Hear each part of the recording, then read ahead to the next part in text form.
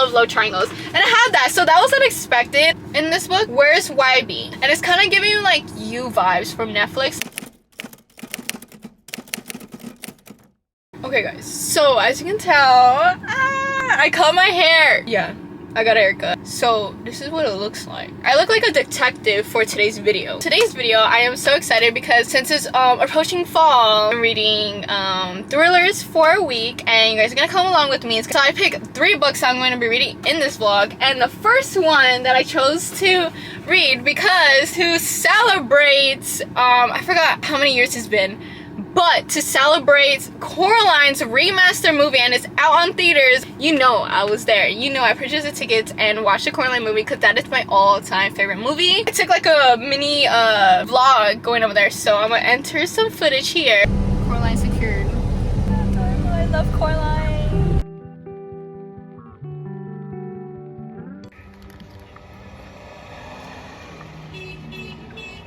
Being stopped, not by psycho nerds or their cats. Coraline. Caroline what? Coraline Jones.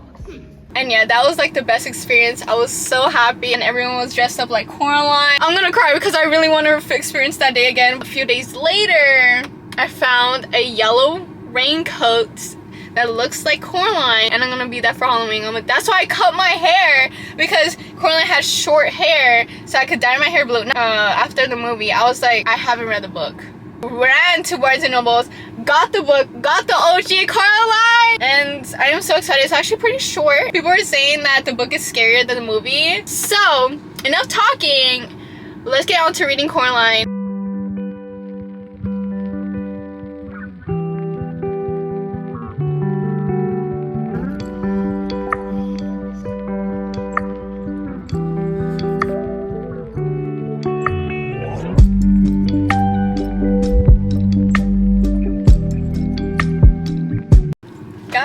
I wrote like a whole notes thing while I was reading all these books, and the first thing that I noticed, and I was reading it, and then that's when she was going through the little door, she was introduced to the cat, and then I was like, where's YB in this book?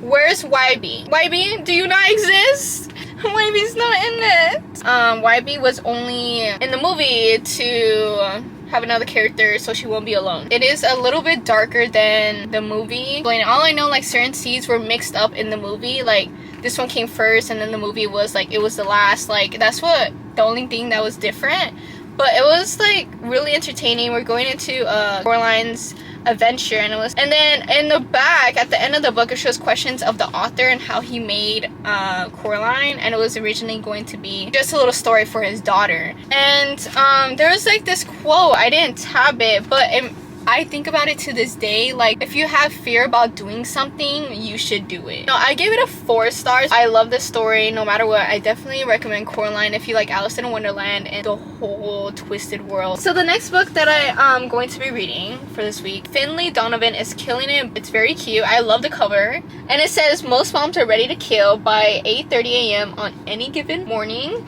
So I'm gonna read the back to see what this is about. Finley Donovan is killing it, except she's really not. As a stressed out single mom of 2 and struggling novelist, Finley finds her life in chaos. Over her discussing the plot of her new suspense novel with her agent, she's mistaken for a contact killer and accepts an offer to dispose of the problem of a husband. She becomes entangled in a murder investigation. Fast-paced, deliciously witty, and wholehearted. It's a mom, so like how is she gonna do this well with her kids? So I wonder how that's gonna work. I wonder if she's gonna do it alone. We'll see. All right, let's get into reading this to see what I think.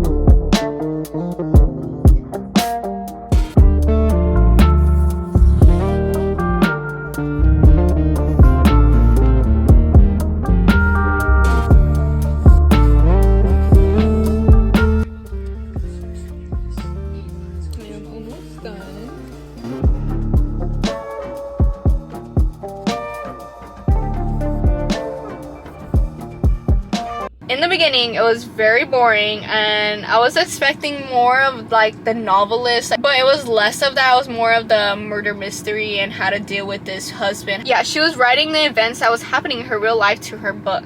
And she has a partner in crime. So the partner in crime was unexpected. I thought she was gonna do this all alone. This book actually has a little bit of love triangle. It's not that much romance heavy. With two people, we have Nick the cop and Julian the lawyer slash bartender. I love love triangles. They're like my favorite trope. I love choosing the person because I have two options. I don't have two options, but the character in the book has two options, and it's like fun going through it. I was like, who do I like better? And it's like so cool, and that's why I love love triangles. And I had that, so that was unexpected. Okay, I feel like it's not fair to kind of choose which person I like better, because one of them got more intense moments with Finley than the other person, and both of them are complete sweethearts towards Finley. After the 200 mark, that's when it started actually getting interesting, and that's when I was like, okay, this book is getting good, we're going somewhere. Like at the end, it was like so unexpected. I was like, whoa, what's going on here? At the end, I was like, I have to get the second book to see what she's gonna do, because it was like she has to do this or something bad's gonna happen. I don't know, I'm still mixed feelings about it. I don't know if I'm gonna get the second book because it was boring, like certain parts of it, and I hate buying books when they're boring because it's like kind of a waste of money. There's mixed reviews about the second book. People are like, it's better than the first book, or don't get it at all. So but my final rating for this is the 3 stars. Okay, so let me run down with the ranking. 5 out of 5 stars is it makes me cry. There's so many tabs, so many quotes, and so many beautiful moments, and it keeps my interest until the end of the book. I don't stop reading. 4 stars, I enjoy the book. I recommend the 4 stars, but it didn't make me cry. And 3 stars is I always had to put the book down. If it is like a 2 or 1 stars, I usually DNF it before that because I'm like done with the book because I don't want to continue it. I don't want to waste my time on it. So I am done talking about this book. I want to get to the next book. The last final book that I'm going to be reading this week. I got this at the used bookstore, and it's called Half Price Books. So I did a mini vlog about this, so make sure you guys check that out because I got this book over there, and I was so excited to read this book because the cover is beautiful. The blurb on the back of the book, the summary, is so interesting. And that book is A Twisted Love Story by Samantha Dawing, and I haven't read any Samantha Dawing's book before. One of her top books that people rated and read is The Lovely Wife. It's like a thriller mystery about the dating world. Even Alice Feeney said So Addicted it should come with a warning. Alice Feeney, she's like literally the top thrillers author out there. So this book is about Wes and Ivy are madly in love. They are never felt anything like it. It's a type of romance people write stories about. But what kind of story? When it's good, it's great. Flowers, grand gestures, deep meaningful conversation where the whole world disappears. When it's bad, it's really bad. Vengeful fights, damaged property, arrest warrant needs to end fast because suddenly Wes and Ivy have a common enemy and she's a detective. There's something Wes and Ivy never talk about in good or bad times. The night of their worst breakup when one of them took things too far and someone ended up dead. If they couldn't stick together, they couldn't survive because one breakup might be just their last. And I have to know what's gonna happen. Like, and it's kind of giving you like You vibes from Netflix. Let's get on to reading it because I'm so excited to see what's gonna happen.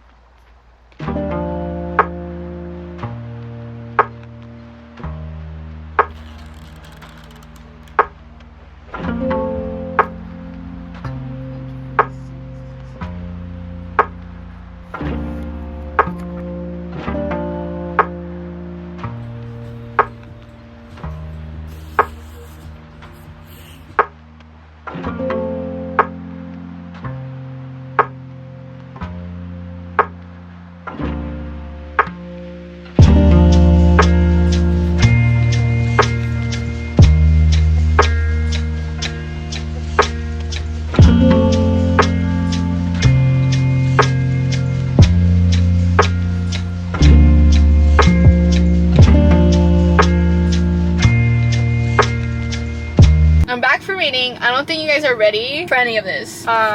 This book is actually third person. It has both point of views of Wes and Ivy. Usually when you open the book, it has the chapters. You have to keep reading the chapter to figure out who it is. I thought it was just gonna be both of theirs, but you have insight of outsiders which is the detective, and an assistant that works with Wes. Detective and the assistant are both metiche, and they want to know everything about Wes and Ivy and their life. It is indeed toxic and chaotic, Wes and Ivy. I don't know what happened to my camera, but my camera's not turning on. And yeah, I don't know what else to say about this book because I'm kind of over this book. Yeah, throughout the books it was boring, so I like put it off or whatever. Just wanted to finish the book already. And the ending was like, actually, like these things, there's like a little hint of who's gonna be or who did this. I got it. Like at the end I was like, oh, it's this person. But yeah, so it wasn't like oh my god, it wasn't like that. I wasn't sure if I should give it a 2 stars, but then I was like, I did kind of enjoy it a little bit. My final rating is 3 stars. Trying to compare these 2 stories, I was like, which one do I like better? Because they're both 3 stars. Which one do I like better? They both have their things that I like about them, but then they have things that I don't like about each other. I can't think, I don't know. But yeah, I really hope you guys enjoyed this video. Thank you so much for watching, and don't forget to watch all my other videos. Help me out. Don't forget to subscribe, of course, if you want to see more of me. If you need to find me, I'm probably in Barnes & Nobles. Bye.